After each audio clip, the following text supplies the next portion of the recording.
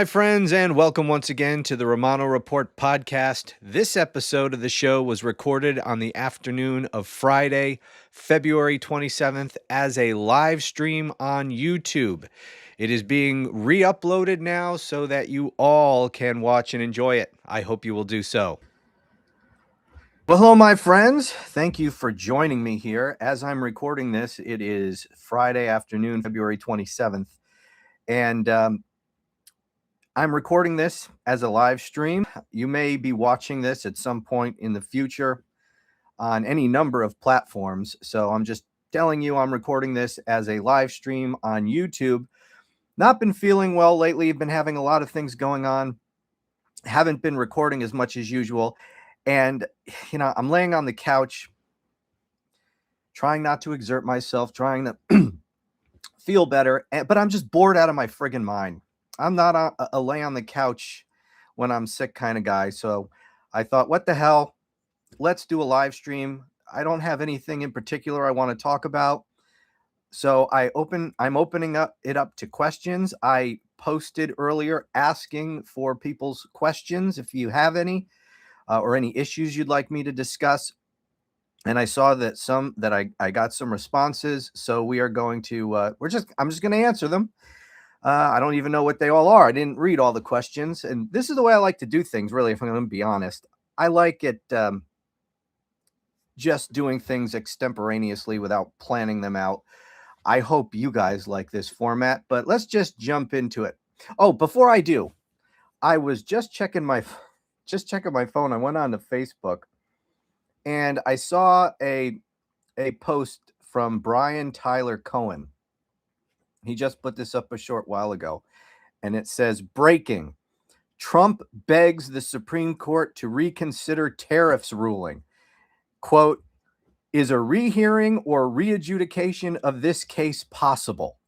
Now, I don't know if this was from a Truth Social post. I don't know if Trump was whining in front of the cameras somewhere. I haven't seen this anywhere else. Of course, I haven't really been looking either. And Brian Tyler Cohen is a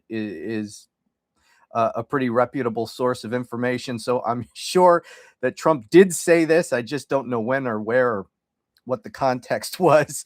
But this cracks me the fuck up. Is a rehearing or readjudication of this even possible? No, dipshit. It's not. You lost. Suck it up, Buttercup. And what would be the purpose? What are you going to say at a rehearing? What if the Supreme Court said, you know what, we'll give you a do-over. We'll set this for oral arguments again. What are you going to have your lawyer say? Pretty please? I mean, where do you think this is going? You took your best shot. You got your ass kicked. You were always going to get your ass kicked on that. Well, let's face it. We were worried that although this was a slam dunk case in terms of, the law and the Constitution, we were worried, and not without good reason, that because this court is so fucking corrupt, backwards to try to find a way to rule in his favor, which is kind of what I was expecting. I thought that they would do what Clarence Thomas and Brett Kavanaugh and what's his face? Clarence Thomas, Brett Kavanaugh, and Alito did, because they ruled in his favor, but they were outnumbered 6-3.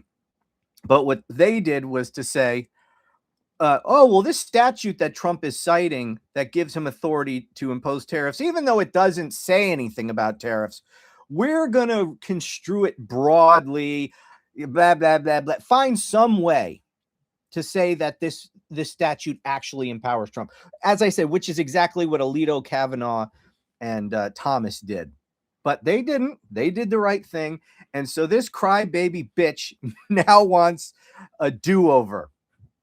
Not gonna happen. Not gonna happen and not gonna work. And I don't understand it. Didn't he tell us on the day that decision was announced, and then at his State of the Union fucking monstrosity event, didn't he tell us that he has other ways to impose these tariffs, and that actually this gives him much more power to impose tariffs? I thought that's what he said. And if that's the case, then why do you need a rehearing? Why are you begging the court for a do-over? What a pathetic loser. I wish people understood what a fucking loser he is and stop being afraid of this clown. If people would just stop being afraid of him, we wouldn't have this problem. But so many Republicans are just scared to death of this guy. By the way, I came across a video of someone who's apparently pretty well connected with these Republicans on Capitol Hill. I'll probably talk about this over the weekend. And he said that there is a plan afoot among Democrats and some Republicans that after the midterms, assuming that Republicans get their asses kicked, as it looks likely they will, unless Trump is successful in trying to steal the election. And that's real. I mean, he's really going to try, including by issuing an executive order, which I talked about earlier today on the Romano Report. You may have heard about this. Hasn't been issued yet. There's no language has been leaked yet. It's just it was a story by the Washington Post saying that Trump is going to issue an executive order and say that because China, he's going to say they have proof that China interfered with our elections, specifically the one he lost in 2020, and then therefore, as commander-in-chief, and this is foreign interference, he's going to declare an emergency and unlock all these magical superpowers to cancel the election, or not cancel the election, to impose all these requirements on the election. And I explained in that video why that is complete horseshit and it's not going to work. Just like this tariff case, he's going to get slapped down. It's not going to go anywhere. So watch that video if you haven't already. Anyway, oh, fuck, I already lost my train of thought. Anyway, you get the point. He's a crybaby bitch, and he's not going to get a rehearing. And I think, oh yeah, I remember. Some guy who's claiming there's a plan afoot among Democrats and some Republicans that when Republicans get their asses kicked, God willing, that they are going to move to impeach him, remove him from office. And this guy even claims that they're going to do the same thing with J.D. Vance and Pam Bondi and a bunch of them. And that there's a plan for trying these people for their many, many crimes. I'm going to talk about that maybe this weekend. Anyway, just the only reason they don't do that now is because they're afraid of him. I wish, and I don't ever, it's just infuriating to look at this fucking guy. He's a idiot. He's an absolute buffoon. He's a friggin' caricature of a human being. He is so absurd. Just as a human being, he's so ridiculous. How this man ever got elected and how he has made an entire political party scared to death of him. It's just unreal. Anyway, let me take some of these questions. By the way, I'm looking at a different screen right now. I've done this on a different computer using a different setup. So I'm not sure how this works. Let me know if you can see me or if you see my screen right now, because I honestly don't know. Anyway, okay, let me answer some of these questions. In no particular order, just scanning these questions. Here's one. I would like to know how a democratic system can be misused and abused. How can we prevent it from happening? We cannot always rely that only people with the right mind will be elected. Well, I don't know that question leads itself to a short answer. But here's the thing. At some point, if Donald Trump is not successful in successfully turning this into a fascist authoritarian police state with him at the top, and then he just hands the keys to the kingdom over to his chosen successor, and that our democracy dies. Assuming that doesn't happen, assuming we are able to, be in a position where we can implement changes, we can elect a real president and a real Congress, there's going to be a lot of things that need to be done. But ultimately, as we're seeing now,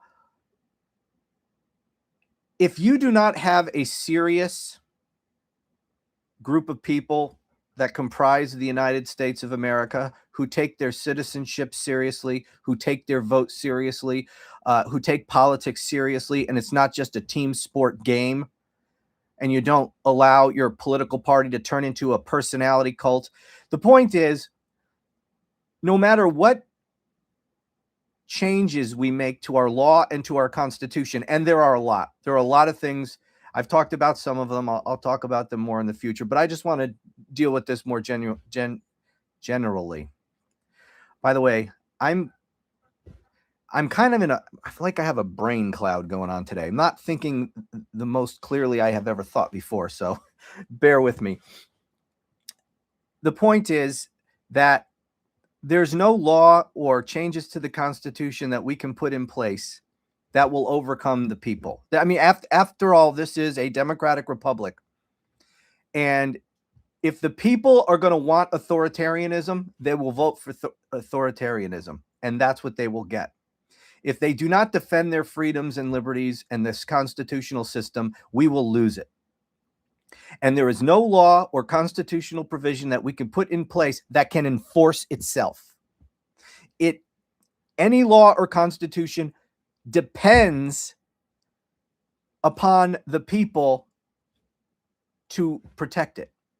The people that we elect and we appoint to these various offices who take an oath to uphold the Constitution, to preserve, protect, and defend it, if they don't, if they are going to violate it and the people are going to let them get away with it, there's nothing we could do. We will lose this.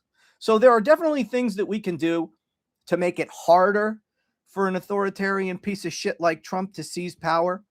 But at the end of the day, if a president has turned his party into a personality cult and his party controls Congress, then he can do anything he wants. He can ignore the Constitution. He can ignore the rule of law, and he'll get away with it.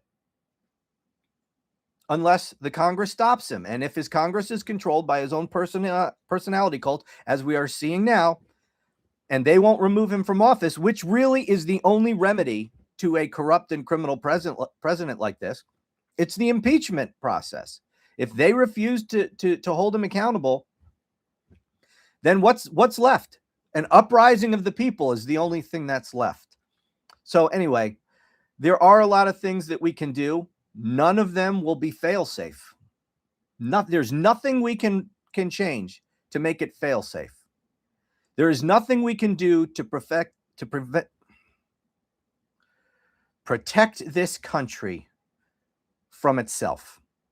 If the people are hell-bent on destroying this and pissing it all away and voting for corruption and voting for authoritarians, and they don't care if the people they elect refuse to uphold their oaths to preserve and protect and defend the Constitution, then there's nothing that can save us. That's it. Thank you for, I'm going to see questions coming in too. I thank you. I'll try to scan some of these. Authoritarianism is for the weak. That's a good point, by the way. And I've talked about this a lot. Why does Donald Trump do so many things by executive order or attempt to, by dictate? It's because he can't persuade anyone. Look at this executive order that he's contemplating with respect to, the upcoming election. Why is he even talking about this? Because he can't get what he wants through Congress. That's why. He's weak. His party controls both houses of Congress, and he can't even get these reforms to the electoral process, to our elections, voter ID and all this other crap that he wants, birth certificates and passports. And why can't you just pass it through Congress? Because he can't get it passed. He's trying to. He's threatening Republicans. He's begging Republicans, and they're not doing it. He can't even get his own party to do what he wants. He's weak. He's very, very weak. I mean, there have been presidents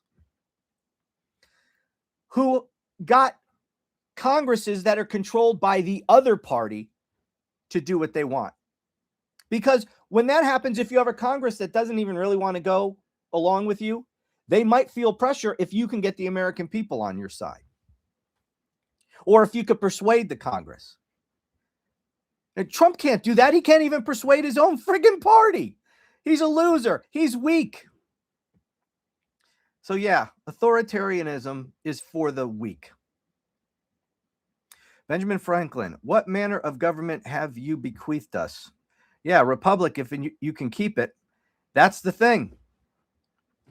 It's incumbent upon each generation of Americans to make sure that we preserve this.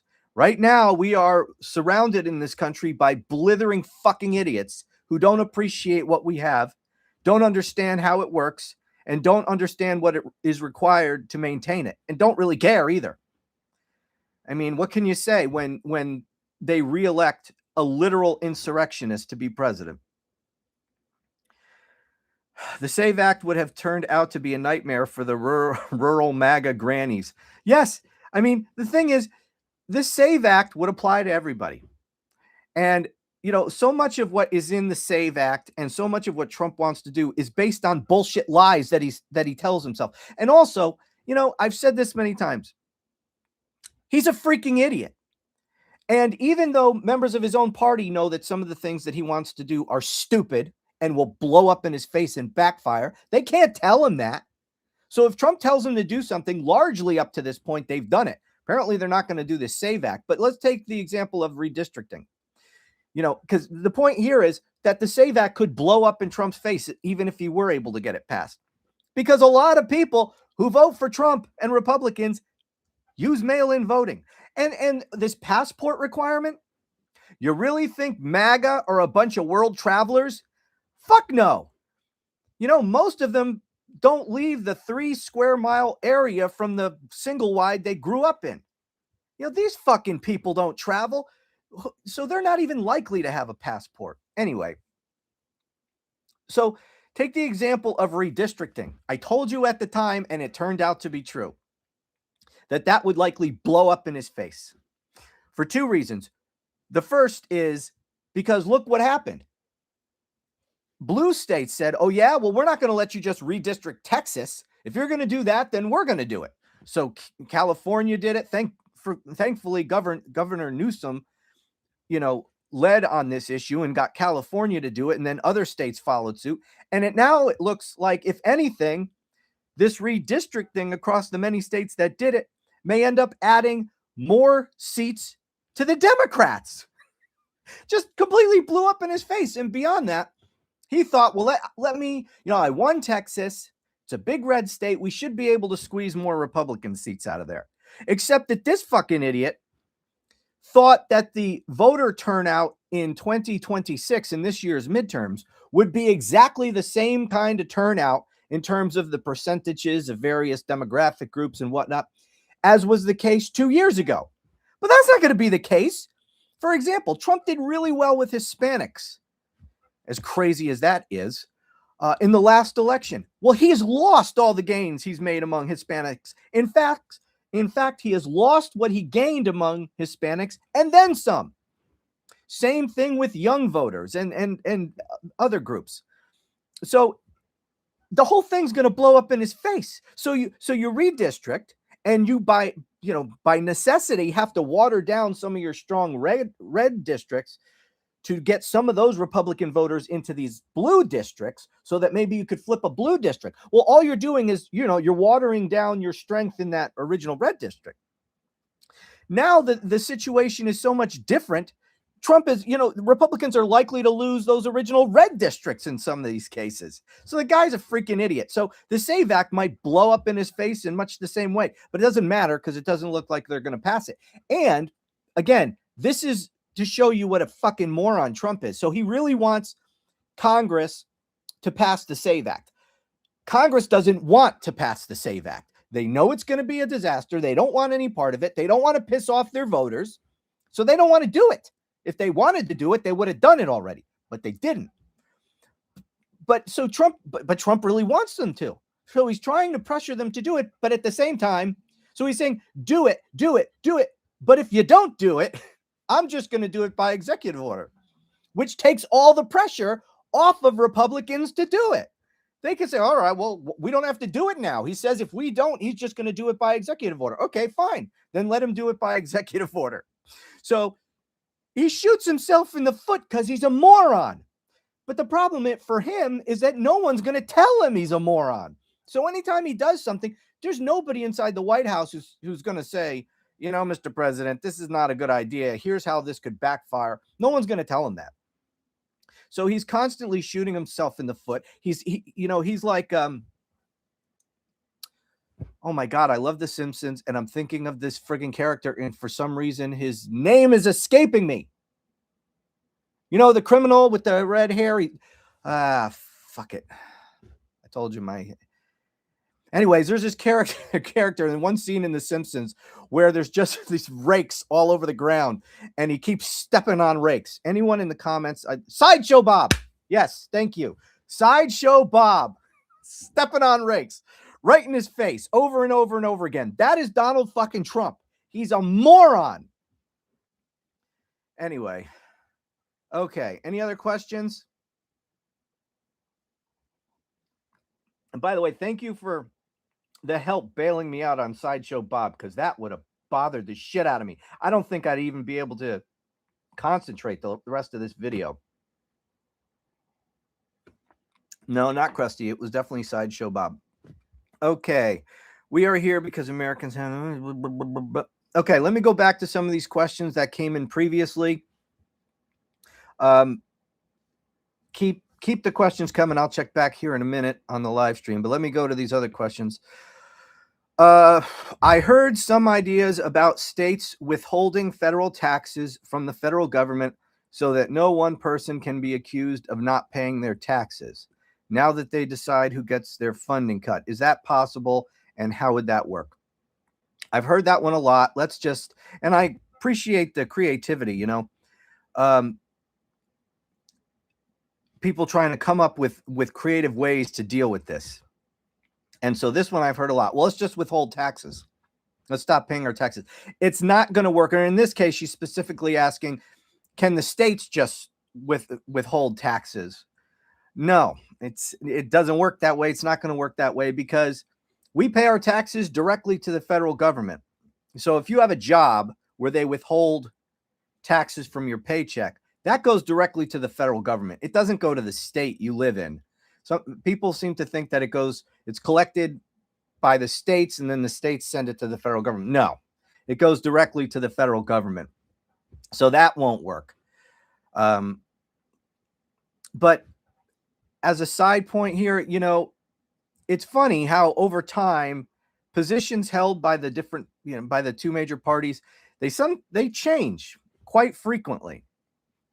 You know, for example, when you accuse Republicans of racism, which is obvious, so many of them are racists, they'll say, "Oh yeah, well, who is the party of the KKK? That's Democrats. Who was the party of slavery? That was Democrats." Yes, but those KKK Democrats have turned into Republicans. The parties have switched. It happens frequently. And so here's another example of parties switching. Okay, it used to be the Republican Party. That was the states' rights party, right? And I don't like saying states' rights because that's not really what it is states' rights, I guess, but it's more, I like to frame it properly. It's federalism. It's federalism is what we're talking about. In our system, you know, the states existed before the federal government. The states came together and decided, let's be one country. We need a system of government. They tried the Articles of Confederation. That didn't work because it didn't give enough power to the federal government in certain areas, specifically with respect to being able to regulate commerce. And what you had was trade wars between the states, and it was a big fucking mess. So they redid it and adopted this constitution. But the point is, it was the states that created the federal government. And the way they set it up was the federal government only has certain powers. And if there is not something specifically given as a power to the federal government by the Constitution, then the federal government doesn't have that power. And anything not specifically granted to the federal government, any power not specifically granted to the federal government, is held by the states and by the people, which is embodied in the 10th Amendment. That's what the 10th Amendment is about. That's the Federalism Amendment. And that's really just to put a fine point on it, just sort of an exclamation point to say, and, if we didn't make it clear, any power we didn't specifically grant you, federal government, you don't have. So you might have heard that the federal government referred to as one of limited enumerated authority. And that's what it's talking about. If it's not specifically listed in the Constitution as a power of the federal government, then the federal government doesn't have it. And so anything else is reserved to the states. And anytime the federal government seeks to encroach on the authority of the states, typically Republicans have been most sensitive to that. And they scream states' rights, this is federal overreach, and all of that. Well, no more. Since Donald Trump is constantly Southern strategy, that's how we flipped. That's how all those racist Democrats have now, found a new home in the Republican Party. So it switched. And same thing with federalism. Where it used to be Republicans were most sensitive to preserving the authority of the states in our constitutional system, no longer. Now they want the states to be completely subservient to the federal government, at least insofar as Donald Trump is the head of the federal government, head of the executive branch. As long as he's president, they want all power in the federal government so that Donald Trump can just dictate everything from on high.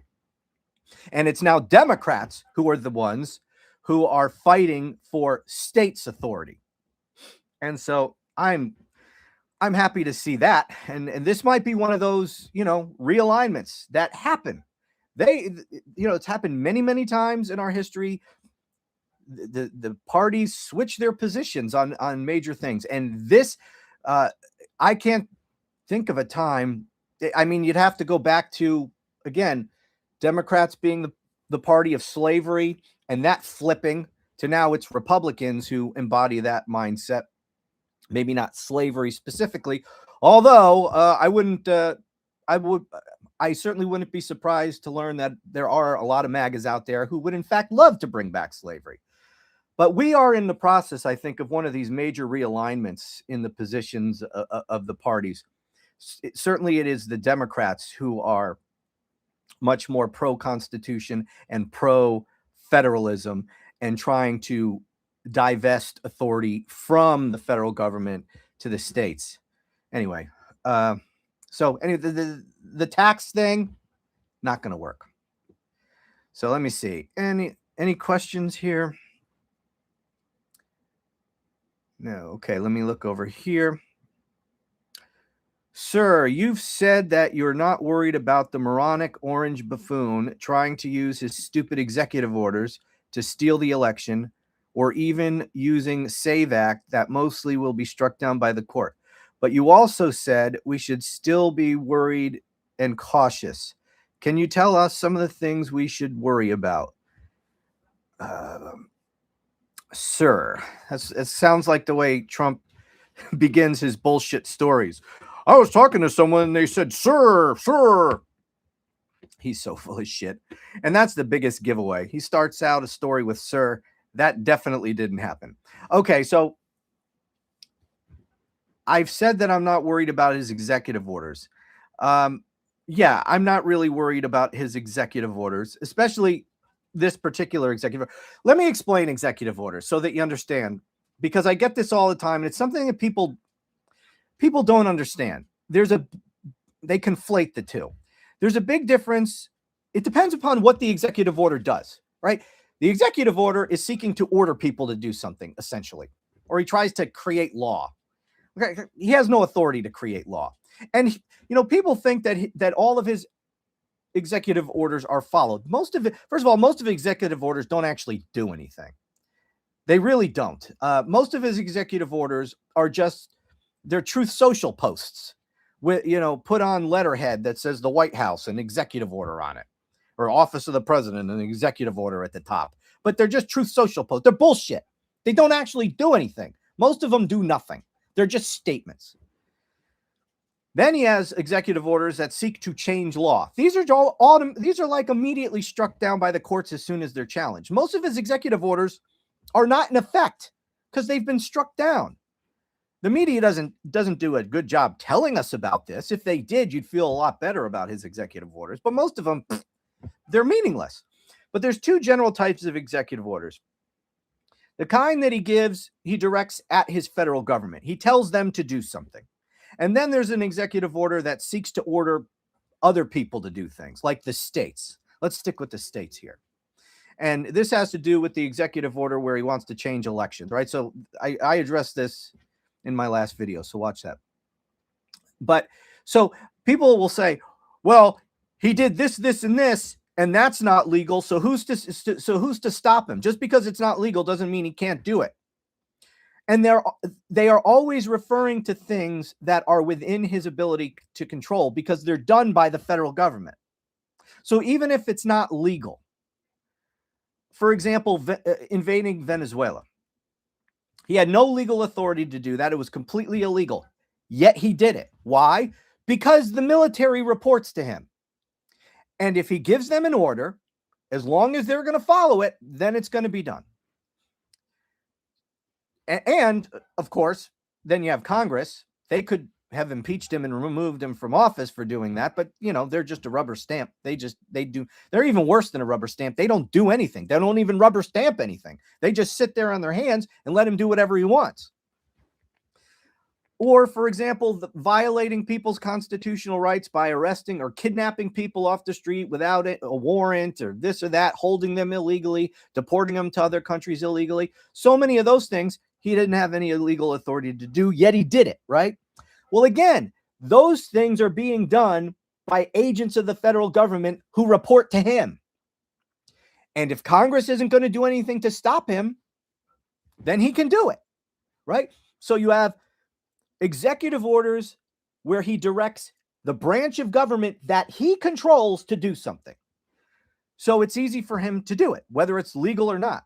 And people worry, oh, well, if he with respect to this executive order on elections, well, even if the court, because I got a lot of comments, I explained exactly why this won't go anywhere. But they said, well, even if the court strikes him down, he might just do it anyway, because that's what he does. Okay, well, think about that. What's he going to do? It's not like, because our elections are controlled by the states. He has no control over the elections, which is completely different than invading Venezuela or kidnapping people off the street, which is done by people who work for him. Nobody who is involved in administering our elections anywhere in the country work for Donald Trump. They don't take orders from Donald Trump. They don't have to do a damn thing that Donald Trump says. The federal government doesn't control the voting machines. They don't control anything. So that's completely different than an executive order to his executive branch that he controls. So, and I've been telling people from the beginning, the way to deal with his executive orders is just to ignore them. That's the best way to deal with them. So for the states, if he issues this executive order saying, this is what you have to do. Everyone is immediately unregistered. They have to re-register to vote, and they have to show you a birth certificate or a passport or whatever, and you have to you can't allow mail-in voting in your state and this, and this. If he tries to direct them to do all that, what should they do? They say, that's nice. You can go wipe your ass with that executive order. We're not doing shit. You don't control us. You don't have any authority to do this. Why would you, as a state, follow an order that you know is illegal, that is unconstitutional on its face? Doesn't matter what it says. It literally doesn't matter what he says in the executive order, what he's telling them to do, because he has no authority whatsoever to do it. He doesn't have authority to tell the states to do dick. So why would any state even think about doing anything to follow his order? They should laugh at it. That's what the governor should do. Laugh in his freaking face. And this executive order, it would overrule every state's election laws everywhere in the country, because he's going to mandate all kinds of shit that no state does right now. And just think about it. Do you think the president of the United States, just by issuing words on a piece of paper and affixing his signature to it, that he can, just by doing that, unilaterally invalidate all the election laws in every state in the country? No, it is so absurd. And people panic about this. Oh no, he's going to issue an executive order. So what? That is a desperate, desperate man who's fucking shitting his pants every day. And not just because he's old and decrepit and shits in his pants every day, but shitting precisely because he's scared to death. That's why he's doing this. This is not strength. As someone said earlier in the comments, authoritarianism is weakness. This is weakness. This executive order would be a sign of weakness. You should laugh at him, mock him, ignore him. That is how states should deal with these executive orders. You ignore it.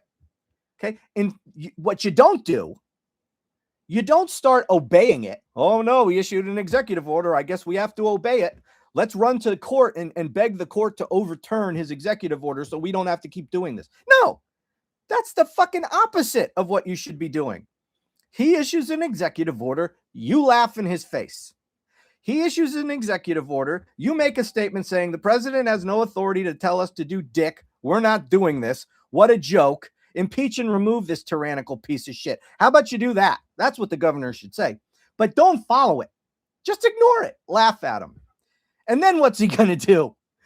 Nothing. Because he can't do anything. He doesn't control state law. He doesn't control. No elections officials work for him. All right? They work for the governor or, you know, whatever the situation is in each individual state, how these elections offices are administered and everything. But it's state. It's state and local. The federal government, Trump specifically, has no authority to tell them what to do. So let him issue his executive order, laugh in his fucking face, and then let him go to court. Let him go to court and beg the court to make the states do what he says. Let him run to court and go, I issued an executive order and they won't do it. He'll lose those lawsuits. They'll be laughed out of court, and that's it. So, but that's the way it should work. He issues an executive order. You ignore it. Let him go to court and try to force you to do it. And you don't do anything he says unless a court tells you, yeah, you have to follow this. That's how you should deal with it. You're speaking as if it's 2015 still. You're going to elaborate on that? You know, I'll tell you something. That kind of, I don't know if maybe that's not specific to me. Maybe y'all are having a conversation that I'm not picked up on. But I hear this all the time. I'll explain, and I'll assume that that was directed at me. I'm acting as if it's 2015, meaning you're acting like this is pre-Trump. Everything's different now. Trump does whatever the fuck he wants. What, you're blind? What are you, naive? I go and I explain these things in detail. I explain to you exactly how they'll work, exactly what will happen, exactly what should happen, exactly why he won't be able to do this if people do, if people just exert their own authority. Now, if the states are going to get a fucking illegal executive order and just say, yes, sir, may I have another? We will dutifully comply the dictates of our dear leader.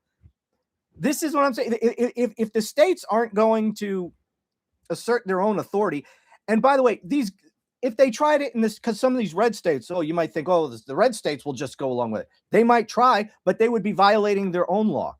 How would that work?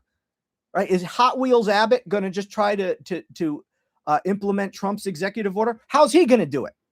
With an illegal executive order of his own? He doesn't have any authority in Texas to dictate election law either.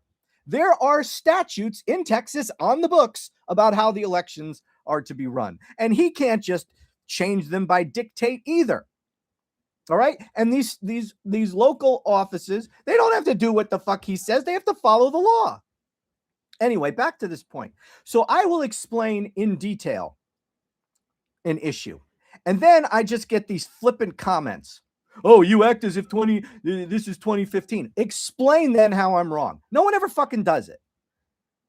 None of these fucking loudmouths who just, they disagree with me and they do it in this, flippant way. No specifics. Or I'll get, as I explain here, people just say, oh, well, he's done these other things before. Yes. And this is why I'm making this explanation as to the differentiation between executive orders to agencies of the federal government that he controls versus giving an order to the states, which he does not control. And the states have not gone along with his bullshit executive orders. He's tried this before, by the way, issuing an executive order to the states. All right, they've not gone along with him, and he's been struck down in the courts. So you got to understand the differences. Yes, he's been able to do a lot of these things, even though they're illegal, because they are orders directed to people who fucking work for him. Big difference between, directing your masked ICE thugs who work for you to do something versus trying to tell the states who don't work for you what to do. And I am fine with people disagreeing with me. If you're going to disagree with me, then do me the courtesy of what I do for you. I explain my position. Maybe I'm wrong. Take issue with me. I can be persuaded. But what pisses me the fuck off is when people just say I'm wrong and don't explain how. Oh, they'll just say, oh, you act like it's still 2015. All right, Mr. Genius, explain what the fuck that means and how it's different now and how it will work. How I am wrong.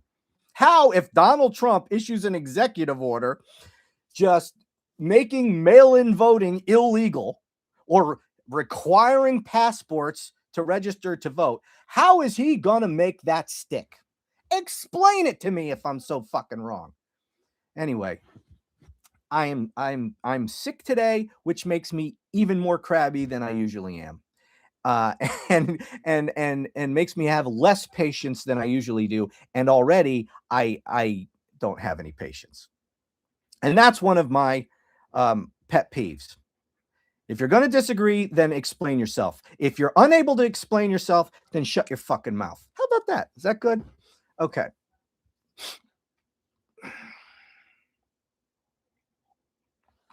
Okay, I see. I must have been you, Rob Law. I've given now 3 comments of specifics. All right, what were they? He is the courts now. The court that matters anyway. That's your fucking... He is the court now. Perhaps you missed the... and I see that your handle is Rob, R-O-B-B Law. Are you trying to say that you're a lawyer? Because you're a fucking shitty one if you are. He is the courts now. Did you miss the tariff decision, Genius, that just came out? Did you miss that? Where Trump got his ass handed to him, even by 2 justices that he appointed.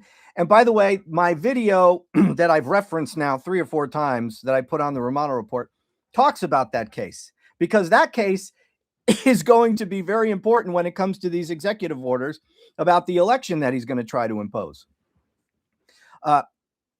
Because the court said, you don't have any authority to do this shit. You can't say, oh, I have inherent authority, which is what he's going to do with this executive order, right?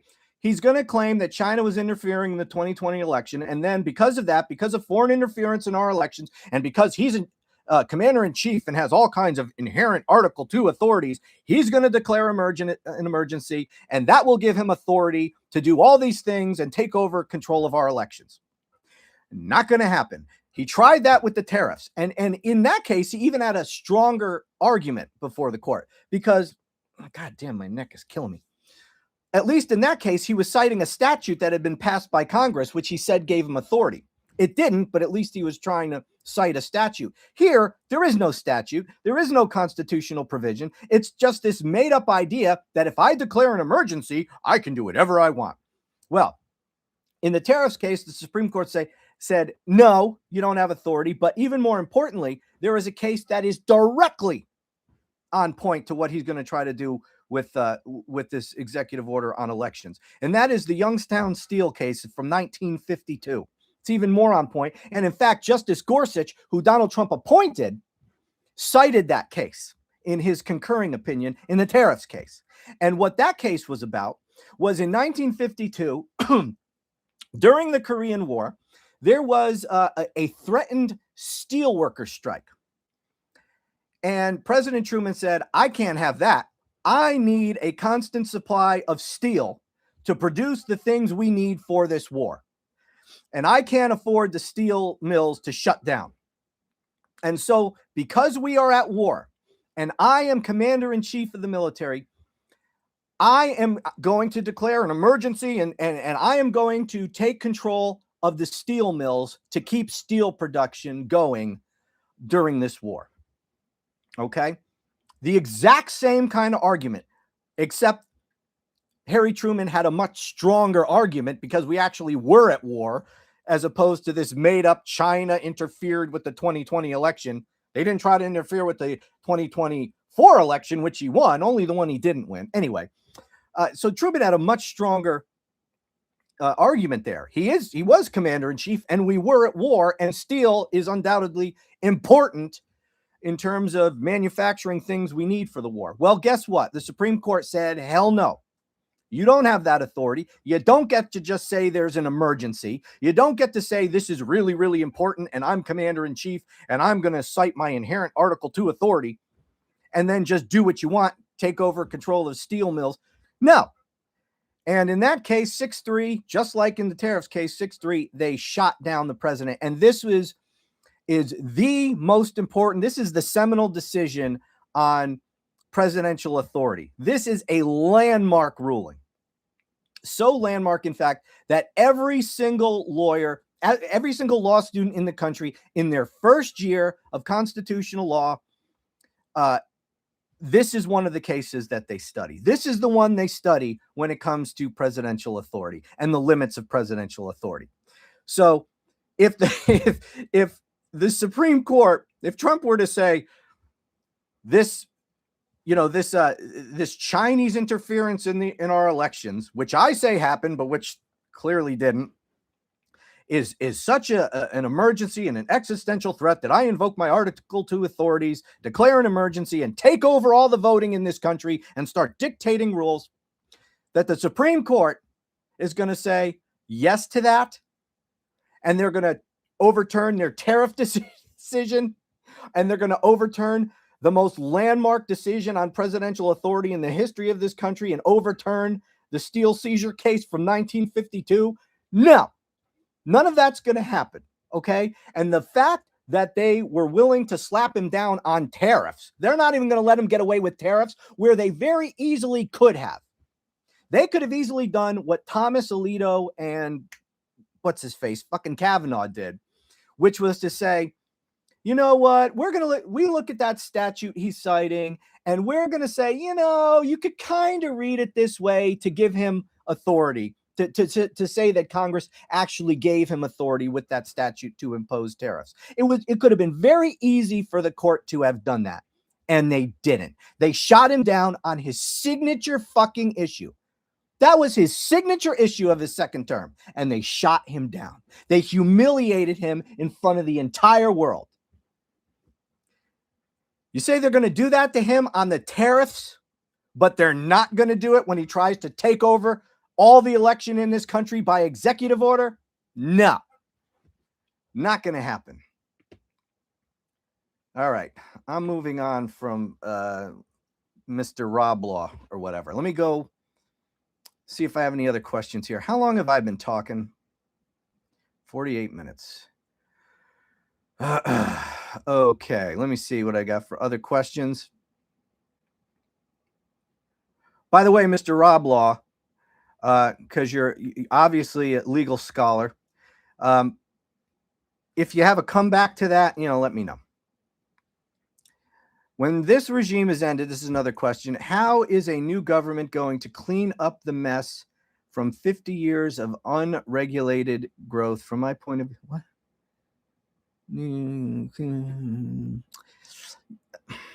That's a good question. I want to stick more with this constitutional stuff right now.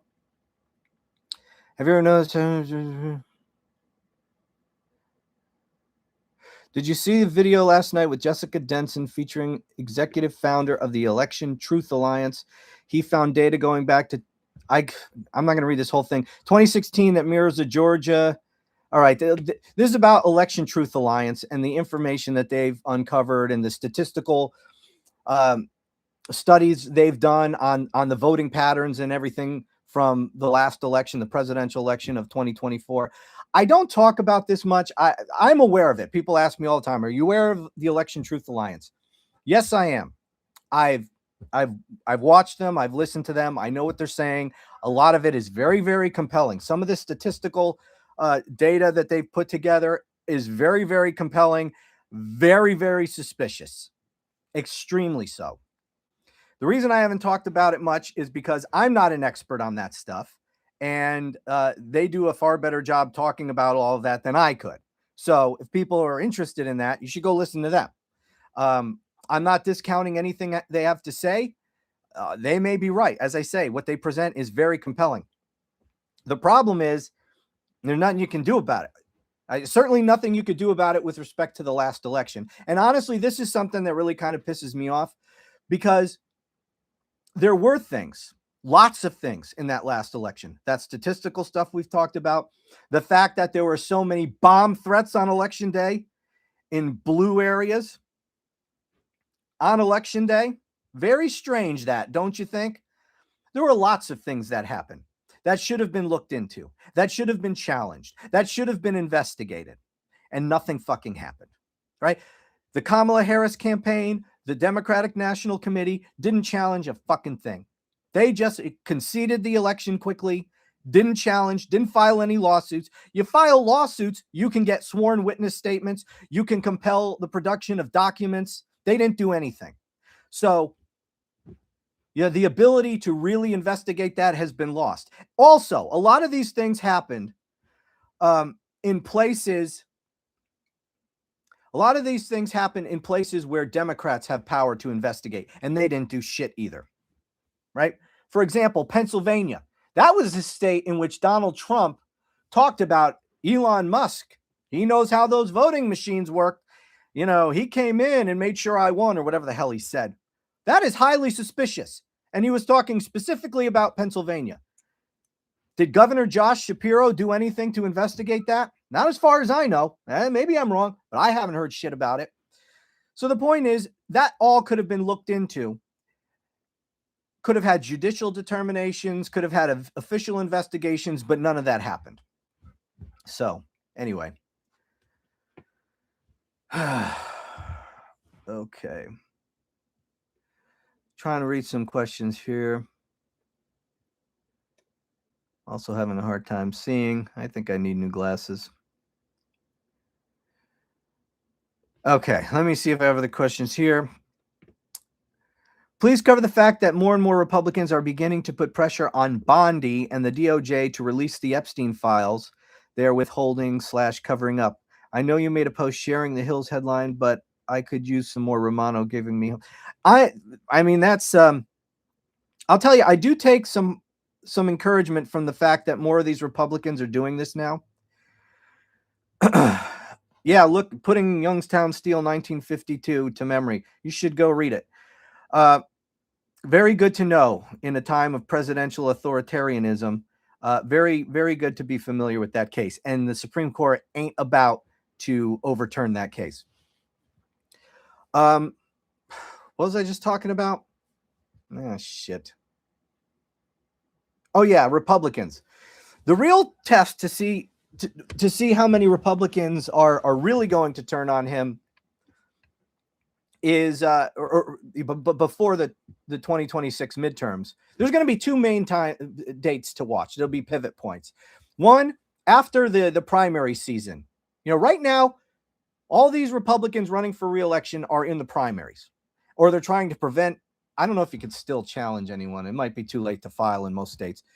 They want to get past the primary. They want to sew up the nomination. And then some of these Republicans might be more willing to speak out because then Trump can't, destroy them in the primary. So that's one important point to watch. But, it's still, it remains to be seen how much they're going to want to come out and oppose Trump, because they still need Republicans to vote for them in the general election. If they don't have the cult vote, they're probably not going to win. So many of them probably still won't talk out too much. After the midterms are done, that's when you'll really see a mass exodus of support among Republicans for Trump, especially, depending on how bad Republicans get their asses kicked. Because if they do, they all know Trump is the reason. And he's going to be the lamest of lame ducks at that point. And so we'll see then. But it is encouraging that more and more of them because they don't want any part of this. They don't want any part of this Epstein cover up.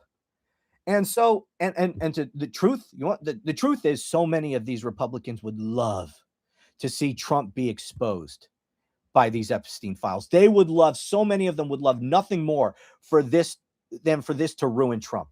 They would love for Trump to resign in disgrace, to be forced out of office one way or another. They would fucking love it.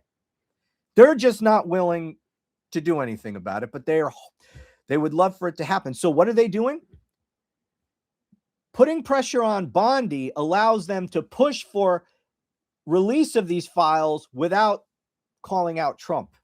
Because right now it's politically advantageous for them, because even most Republicans want the Epstein files released. So it's not politically damaging for them to put pressure on Bondi. But let's face it, Bondi's not the one behind the cover-up. Trump is the one behind the cover-up.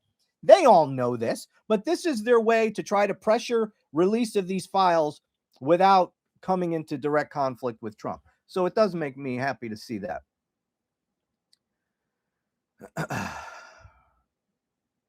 Okay.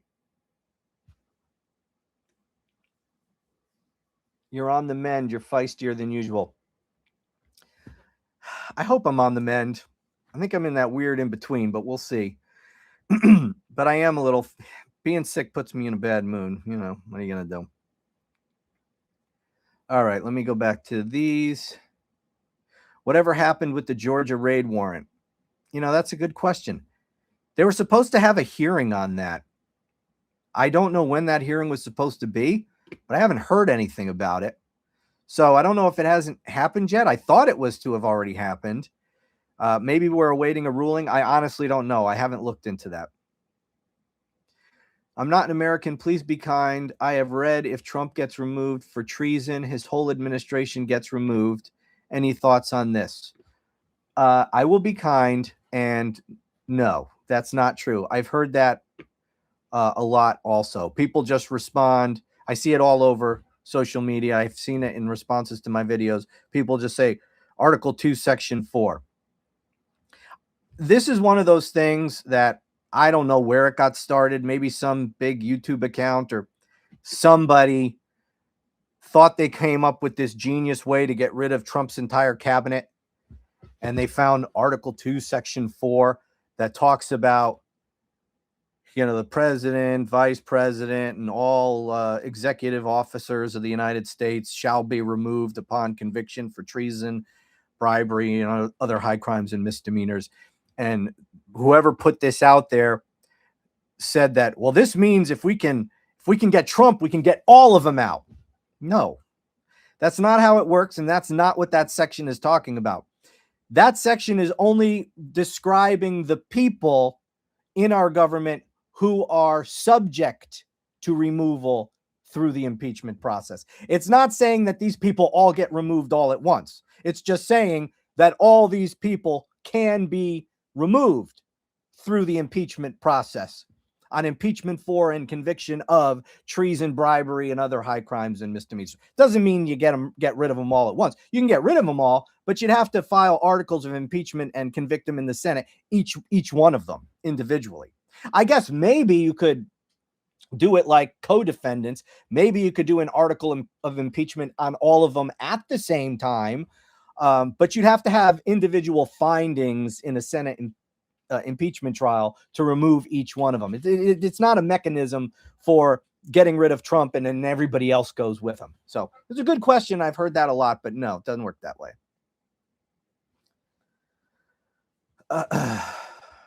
I live in Arizona, and I saw in the paper that they're trying to pass a bill that would put ICE agents at the polls.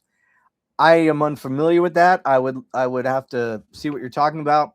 Just on an initial read of what you're saying here, even if Arizona passed a law that would, I guess, allow ICE agents at the polls, I guess that's what they're meaning, because they can't order federal officials to do anything, but maybe they're gonna. Yeah, I wouldn't be surprised. I doubt it's going to pass. They have a Democratic governor, so it's not going to go anywhere. But yeah, I wouldn't be surprised that MAGAs in Arizona are trying to make it legal for Trump to intimidate voters with ICE thugs. But again, not going to go anywhere with a Democratic governor. What are your thoughts on J.D. Vance saying they decided to temporarily halt certain amounts of Medicaid funding that are going to the state of Minnesota? Is this constitutional, illegal? What should the governor do about it? Yeah, it's illegal. But this is one of those things. Remember, we talked about executive orders, things that are within the controlled by the president and things that are not controlled by the president. If the president is going to illegally withhold funds, then he can illegally withhold funds. What are your remedies to that? Well, you can go to court and see where that gets you. That's number one. Or number two, Congress can impeach and remove him from office. Those are the options. So the governor, can sue to stop this in court. I don't know what the legal justification is. I don't know if they're going to say because there's fraud or because because Tim Walz called Trump weird during the election and Trump hasn't forgot it and he's pissed off and who knows? I don't know what his reasons are, but those are your two options. You can file a lawsuit, see what happens with the courts, or Congress can impeach and remove him from office. Those are the only two remedies. If the court doesn't put a halt to it, or if Trump doesn't follow the court's ruling, even if the court does attempt to put a halt to it, then your only remedy there is impeachment and removal from office, which I don't think is going to happen. Certainly not for withholding Medicaid funds, but that's it. Let me take one more of these questions.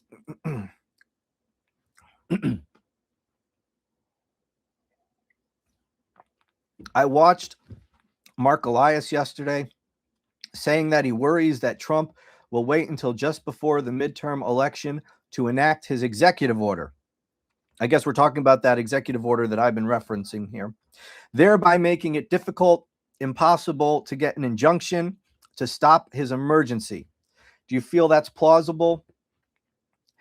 If so, would the states be able to ignore the order and hold elections anyway? That's a good question. I've heard that in response to some of the things that I've said about this executive order, that he just might wait till the last minute so there's no time to challenge it in court. Yeah, he may try that. I don't think that's what they're going to do, but yes, he may try that, and no, it won't work. Now, I like Mark Elias a lot. I didn't see what Mark Elias said.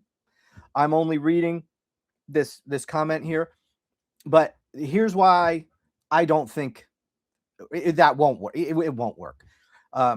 Here's why. And first, it should go back to what I said about how the states should deal with these executive orders. Ignore them. Okay? Ignore them and let Trump go to court. All right? What's he going to do if you ignore it? Is he going to send federal agents to your state? What? Arrest the governor, arrest the secretary of state, arrest all the local elections officials and have ICE administer the elections or something like that? Hell, maybe he'll try that. And I say, go ahead. Let the American people see you send masked thugs into a state to arrest the governor, or whatever you're going to do, and literally try to physically take over the election. You want to go that authoritarian route, you go right ahead. I don't think it's going to work out too well for you. If you want to instigate a revolution against your criminal regime, go right ahead. He's not going to do that. So he has no way to enforce this executive order. So you ignore it. It's illegal. He can't do anything. So if he waits to the last second so that it can't be challenged in court, well, good. Guess what? It doesn't give him time to go to court. And that's the point. You ignore him. Let him go to court. Let him get a ruling, or try to get her. He never will get this ruling, but let him try to get a ruling from a court directing the court to comply with his executive order. That's what you do.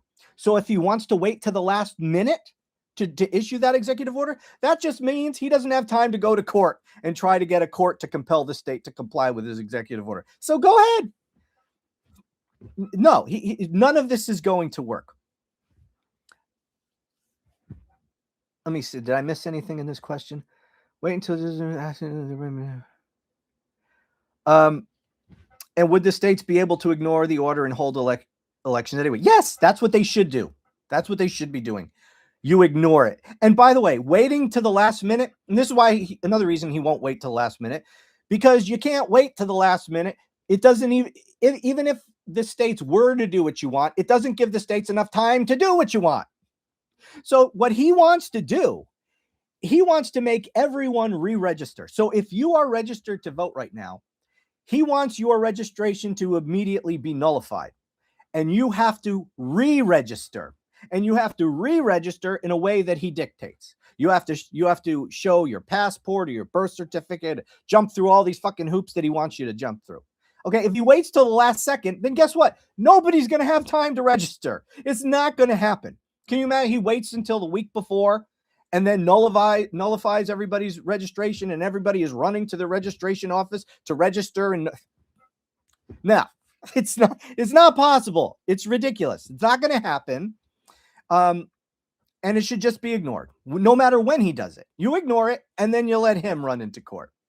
So yeah, no, I'm not worried about that. I'm worried about a lot of things. Oh, didn't somebody ask a question there? What should we be worried about? There are a lot of things to be worried about. Now, he's going to try this executive order. It's just not going to work. He's going to try a lot of other things that we can foresee. Things like sending masked ICE thugs, which is one of the many reasons why Democrats need to hold firm on this no mask requirement in order to continue funding DHS. That should be, a no-go without unmasking these fuckers. So sending in ICE, sending in Border Patrol, maybe invoking the Insurrection Act to order active duty military to these polling locations to intimidate people. Maybe I referenced bomb threats. I mean, that was obviously an organized campaign. Maybe we see a bunch of bomb threats to try to close down polling places in blue areas. Maybe he tries to send federal agents into some of these states to seize voting machines after the election so that he can count the election, count the votes. This is why I've also said that one of the things that states should do is mobilize their National Guard, their state police, their local police, their sheriffs to protect these polling places and to protect the voting machines after the election in anticipation of Donald Trump sending federal thugs. What are they going to do then when they see a bunch of state police protecting the building with the voting machines?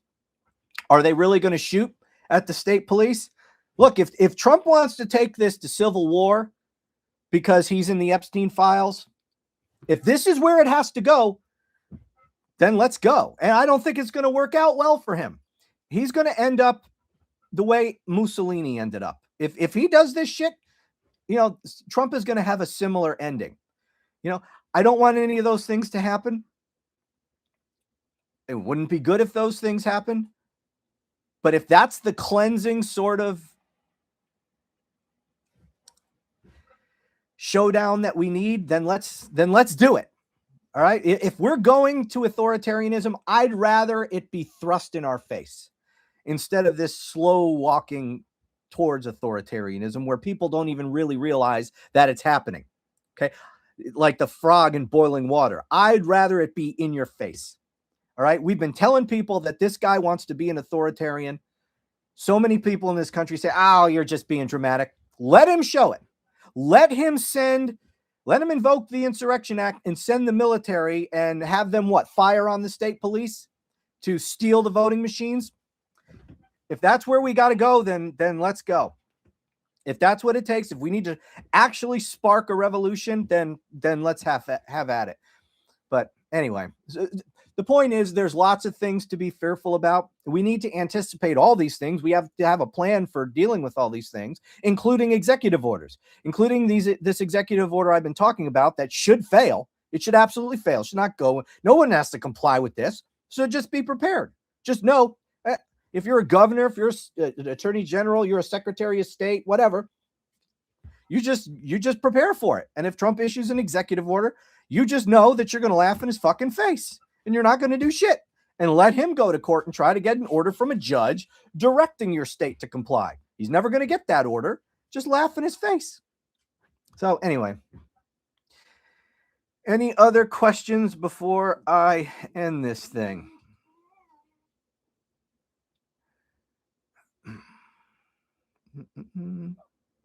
Just give me a second while I'm scanning questions.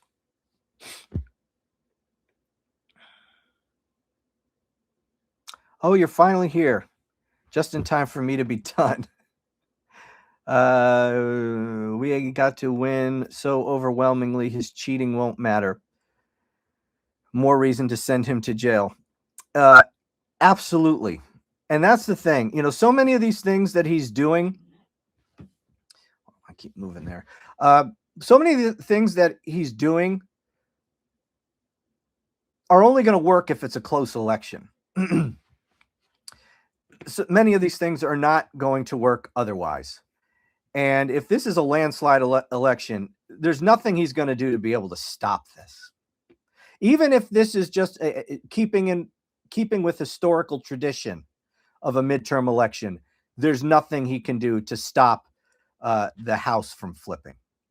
The Senate is actually easier because my dog is whining. The state, you just have to deal with the popular vote in a state. So if you can suppress the votes in just one highly populated area, you know, that might be enough to flip the state. Congressional races, races for the House of Representatives, that's more difficult because now you have to rig all these individual districts. You need to rig the popular vote in each one of those individual districts, which is more difficult. So anyways, let's just make this overwhelming. So even whatever he does to cheat isn't going to work. Too big to rig, as they say. That's exactly right. We need to make this too big to rig. He's definitely going to try something. Yes, he definitely is.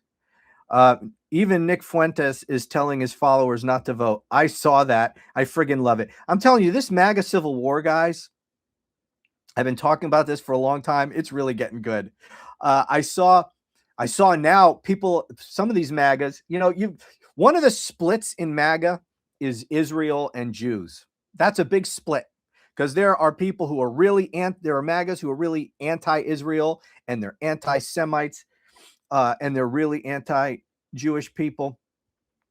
And then there's others who are very pro-Israel, as we know. So you have people who are real pro-Israel like Mark Levin and Laura Loomer and people like that. And then you have lots of anti-Israeli people. And right now, did you see that there was an interview of Tucker Carlson with Mike Huckabee, who's the ambassador to Israel? And J.D. Vance, you know, Tucker is pretty anti-Israel. And J.D. Vance made a statement in support of the things Tucker said in his interview with Mike Huckabee. And now all the pro-Israel MAGAs are pissed at J.D. Vance and attacking J.D. Vance and Tucker. And it's just, I mean, you're seeing this more and more every single day. I told you this would happen. The only thing that holds all these factions together, because for the most part, these MAGAs don't fucking believe in anything. They really don't. And to the extent that any of them do, like your average MAGA who watches Fox News 24/7, you know, those idiots mostly don't care about anything. They will flip their position. Whatever they tell you they believe in today, they will take the exact opposite position if Donald Trump flips. Right? Most of them, so they don't care about anything. But there are groups of MAGAs who do have animating issues. Right? And many of them are competing, right? They don't go together. So this group doesn't like this group. They're in opposition to this group or whatever. And the only thing that has held all of these groups within MAGA together has been Trump. He's been the only unifying force. The one thing they all had in common was their mindless devotion to Donald Trump. Well, they all know now that Donald Trump is not long for the scene. He's going to be gone soon. They know he's not running for a third term, right? They know it's all bullshit. And Trump knows it's bullshit, and all the people around him know it's all bullshit. I was reading this article the other day of the big thing now, you know, inside the White House is Trump is constantly talking to people about who he should back in 2028, Marco Rubio or J.D. Vance. Trump's talking about this. Who should succeed me? Who should I get behind? Doesn't sound like somebody who actually thinks he's running for a third term. right? So the guy's a lame fucking duck. They know how unpopular he is. They pretend that he's not, but they know he is. They know he's dragging the whole party down. They're trying to rally around him right now to get through the midterms. And after the midterms, that's when all hell is going to break loose. That's when a lot of them are going to abandon Trump to the extent that they will. Now, of course, there's a lot of them who will never. They're Trump or die. A lot of them will never abandon Trump. But those of them who will abandon Trump will do so after the midterms. As I say, they have to stick behind him now to try to present a united front to try to, not lose too bad or at all in November. Once they get their asses kicked, they're going to know it was Trump's fault.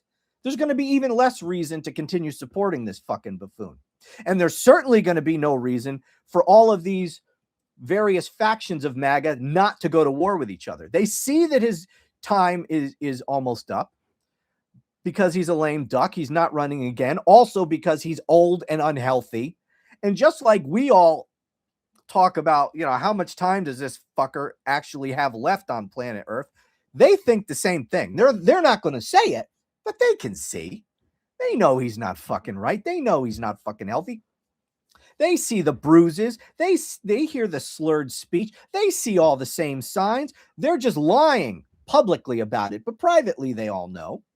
And so they're going to be vying for control of what follows after Trump is gone, after Trump loses control of the cult or is gone. They're fighting for dominance and they're going after each other. And so you have Nick Fuentes types who are just sick of all this shit. Nick Fuentes, from what I have heard, and I don't listen to Nick Fuentes, but I see clips now and then. What he's saying is, MAGA is all bullshit. Trump is full of shit. Trump's a con man. And the only way to get Republicans back to America first is to not vote. The Republicans need to get their asses kicked. He wants to see Trump impeached and removed. He said, "Oh, I can't wait till Democrats win and Trump gets impeached and JD Vance gets impeached and blah blah." He wants it all to come crashing down. He wants MAGA to burn to the ground so they can rebuild it in the way that Nick Fuentes wants it rebuilt. It's nothing I would want to see the party rebuilt as, but that's what some of these MAGAs want, and they want to burn the whole thing down. And so he's telling his supporters, don't vote at all. And there's going to be more of that. I see MAGAs all the time saying online that that's it, I'm done. For any number of Trump's betrayals, they are pissed with Trump for a whole number of reasons. Some Second Amendment people are pissed at him, after the Alex Preddy shooting, because the only justification they give was, well, he had a gun. Yeah, he was legally in possession of a firearm he was legally carrying concealed. He had a permit. And the Trump administration says, well, we were right in killing him because he had a gun. Well, that didn't sit well with a lot of Second Amendment MAGAs. Now, a lot of these Second Amendment MAGAs turned out they weren't really all that Second Amendment because they were fine with it. But some of them, for whom they really care about the Second Amendment, they weren't too happy about that. Right. But there's any number of things, a lot of them aren't happy with the wars. A lot of them are saying, I've heard this a lot. If he invades Iran, I'm done. I'm not voting. So anyway, MAGA is we are in the final days of MAGA. This is not going to last long. And MAGA does not survive Trump. Right. I'm not saying the Republican Party is going to go back to normal. It's not. The Republican Party is beyond salvation, certainly in any sort of short-term sense. It's going to be, it's an authoritarian, anti-constitution, anti-rule of law. It's a personality-driven party. It's not an issues-driven party. It's a personality cult, but it's not going to survive the loss of its cult leader. And it's not going to translate into somebody else, right? The cult is not going to go from being slavishly devoted to Trump to now being slavishly devoted to JD Vance or whoever else. Not going to happen. So this whole thing's going to come crashing and burning down when Trump is gone from the scene. Okay. I'll give it a minute here to see if there's any other questions that I can answer before wrapping it up. So now's the time. Get your questions in.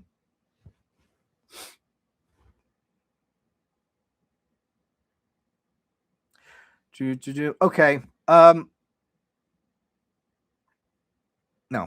Do you think granting DC statehood would help with accountability in the future? No. I mean, depending how quickly that could happen, you'd get 2 new senators who would vote to, I guess it could. Let me take that back. In the short term, it could help you if you gave DC statehood. Presumably, you'd get 2 Democratic senators. Then you'd get more votes in favor of some of the reforms we need. But it doesn't change anything long term from what I said originally, and that is no constitution, no law, no changes we can put in place can enforce themselves. So over time, if the American people are hell-bent on electing another Donald Trump and a Congress that would enable a future wannabe authoritarian piece of shit criminal as president, there's no law that's going to constrain that person. So, Romano, have you heard the news? This is one of the worst news with CNN, HBO, and Warner Brothers going MAGA. Yeah, I have heard that, Trump's consolidation. This is what authoritarians do. They want to control the media. That's what they. So I'm not surprised about it. But you know what? That's only going to embolden people more and more to seek out independent media, which, I guess is good for me. Why would you get news and information from any of these, Trump controlled propaganda outlets?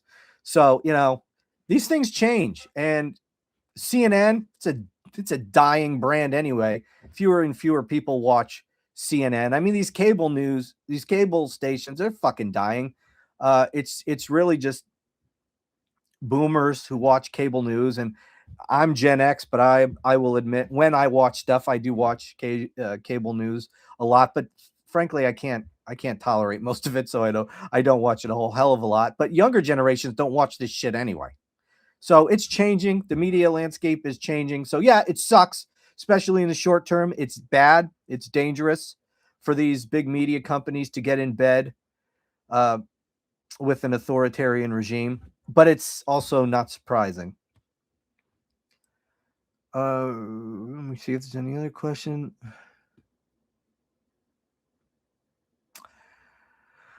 I only trust what I see on your videos. Well, thank you. I doubt that that's true, but I appreciate it. Glad you're here. Okay. I'm going to go with that.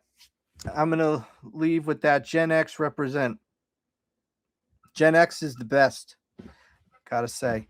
Anyway, yeah, that's it. Let me just tell you, no matter what platform you're listening to this on or watching it, could be watching, could be listening, please take this time right now to subscribe on whatever platform it is. Subscribe, leave a comment, give it a thumbs up, whatever. It helps. And, if you want to support independent creators such as myself, it's important to subscribe. It's important to engage, leaving a comment, giving it a positive review, giving it a thumbs up. It helps with these algorithms which control the destinies of all of us independent creators. So do that. It will strengthen us because this is where it's coming. The problem is we have a different set of problems too. Let me say this. We do have a different set of problems. It's not like independent media is not without its propagandists and is not without its people who don't know what the fuck they're talking about. That's a lot. There's a lot of that out there.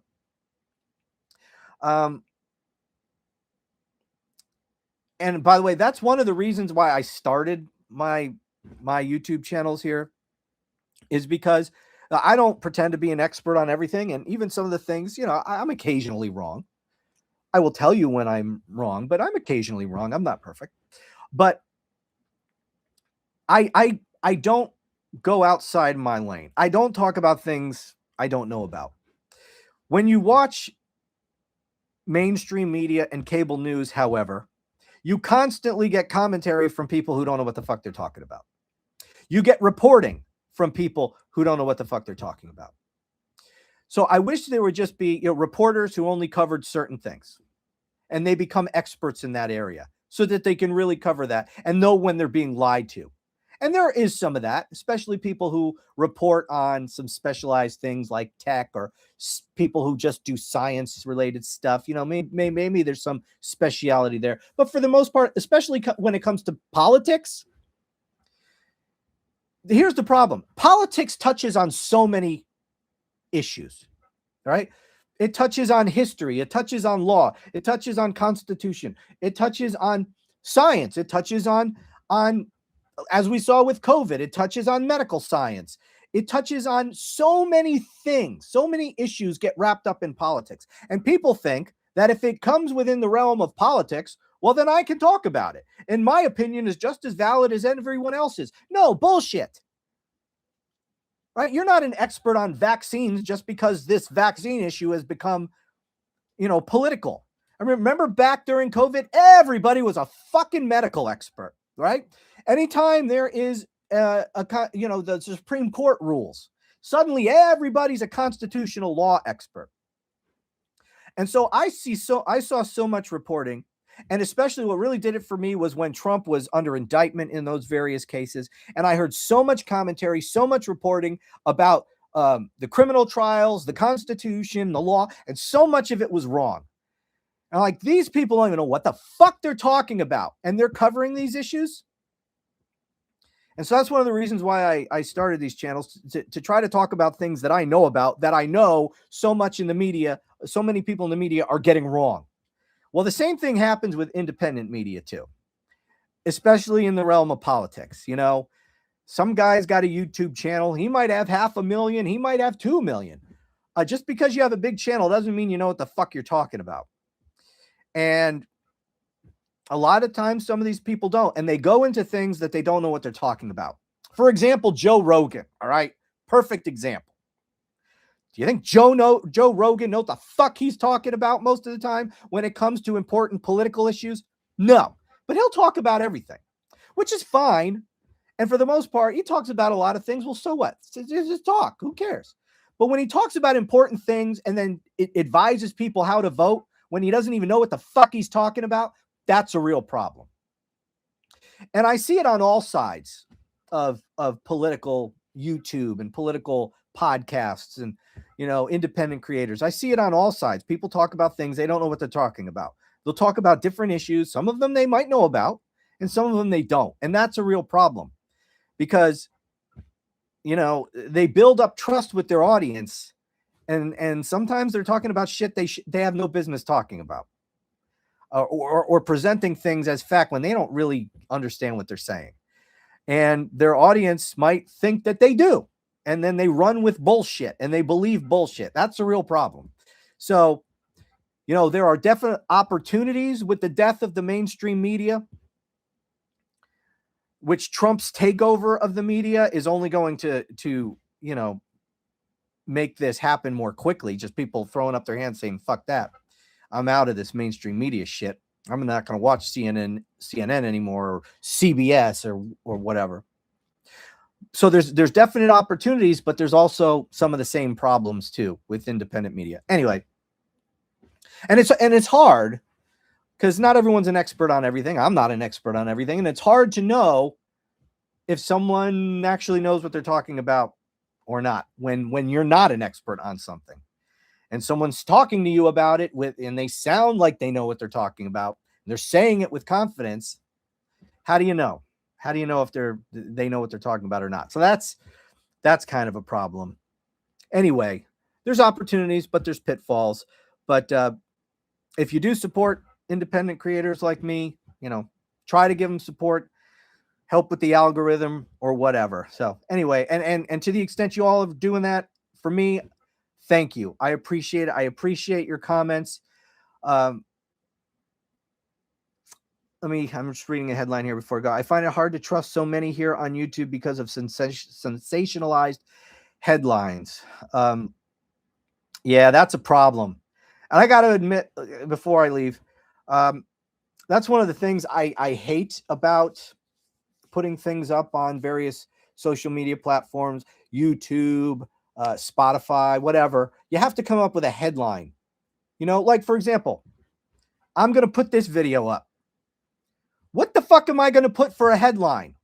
Think about all the things I talked about in this video. I have to distill it into one headline of about 4 or 5 words. How the fuck am I going to do that? So I don't know what the hell I'm going to title this thing. But not just that. I have found, and some people have said to me, "Oh, your titles are so vague." They're vague for a reason. I don't want to mislead anybody. Not going to do that. I'm not going to burn trust with my audience. I hate that when people, and you've probably seen this, these clickbaity titles, and you click on it because it makes it sound like they have some juicy nugget of information that's so damn important. I got to watch it. And you click and you're watching and you're like, what the fuck? All right, it's been 5 minutes. It's been 10 minutes. Where's this fucking payoff that you promised me you were going to unveil? And nothing ever comes. Or it's a big fat nothing burger. Yeah, that's a problem. And that's what people do. And unfortunately, it works for a lot of people. And that's why they do it. They wouldn't do it if it didn't work. But it does, it does cause a problem with trust among the audience. I've heard a lot of people say, yeah, I stopped watching those videos because they use clickbait titles. That's a problem. But I also have found with me personally, I like to talk about serious issues in all of this stuff. I do it in a very casual way. Sometimes I let the expletives fly. Sometimes I do Homer Simpson impressions. So I kind of mix playfulness with, a serious discussion of this stuff. It's just my personality. That's the way I am. I mean, this is the way I fucking talk. So it just comes out. And so I may do a serious video, like a lot of the shit we talked about here, serious. If I just tell you very specifically the serious issue I was talking about, I've tried that. Those videos do shit. People don't click. If I say, "Oh, I'm gonna talk to you about this Supreme Court decision," that sounds boring as hell. No one's gonna watch that. So if I do a more vague title, like if the decision is bad for Trump, I might say something about, "Oh, this is really bad news for Trump," or something like that. Well, you can't tell from that headline that I was talking about a Supreme Court decision. And so some people may click and now they're going to hear about the Supreme Court decision. But the hard part, and they may very well enjoy the video once they're there, but getting them to watch is the problem. So, we have to figure out how to frame it in the title. And it's difficult. It's a challenge. I hate it. I hate having to do that. I've complained about it before, but that's one of the parts of all this that I hate, is trying to come up with a title. You don't want to be misleading. I certainly would never want to be misleading. I don't want to be clickbaity. A lot of people do, but I don't want to be clickbaity. And I don't want it to be boring such that people won't watch. It's got to sound interesting so people will actually watch. So the problem is you can have the best video in the world, but if you don't package it correctly with a title and a thumbnail that get people to click, you're fucked. No one will ever know that it was a good video because they're not going to watch it. Anyway, Trump Homer is the best. I appreciate that. I always like doing Homer, but I never had a reason. And I don't do voices. I really don't. I mean, I've done a couple voices here on this channel, but I really suck at doing voices. I really wish I could. And I always wished I could do a Trump voice. I hear so many people being able to do a Trump voice. I just can't do it. I've tried. I can't do it. You would think it would be easy, but I just can't do one. And I just don't think, like, when I'm reading something that Trump said, he's such a fucking moron. It just doesn't seem to me to be right to read it in a serious way. It needs to be read in a mocking way, since he's such a fucking buffoon. It just seems to me that it needs to be read in some sort of voice. And Homer is the only thing I could kind of do. So one day I just did it as Homer. It just came out as Homer. And I actually wasn't even intending it to be Homer. I think I was trying to do a Trump voice. And somebody said, "Hey, that sounds like Homer Simpson." So I thought to myself, hey, the next time I'll just try to do it as Homer. So then I'm like, "Yeah, I'm the greatest president ever. I don't know why the Supreme Court struck down my tariffs. I wonder if they'll reconsider. Supreme Court, will you please reconsider my tariffs case? What if I say pretty please?" So I just started doing Homer. So it was well received. I have had some people who say they hate it, though. But they're lost. BS, I have done the Homer forever. I've been doing it for quite a while, not for forever. Homer IQ is a lot higher than Trump's. That is true. In fact, I kind of feel like part of me doesn't like doing the Homer because I like Homer. Like he's Homer's dumb, but he's lovably stupid, right? There's no good quality about Trump. So, I mean, I love Homer, in a way, I don't like using one of my favorite all-time characters' voices for Trump, but it's the only thing I could do.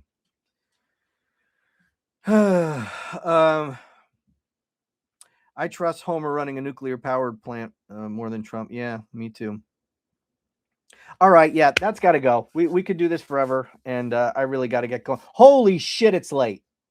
I did not mean to be doing this too late. Oh, crap. Okay. Oh, yeah, the only other voice I do is Putin. I do Melania. I do Putin and Melania, which is very similar.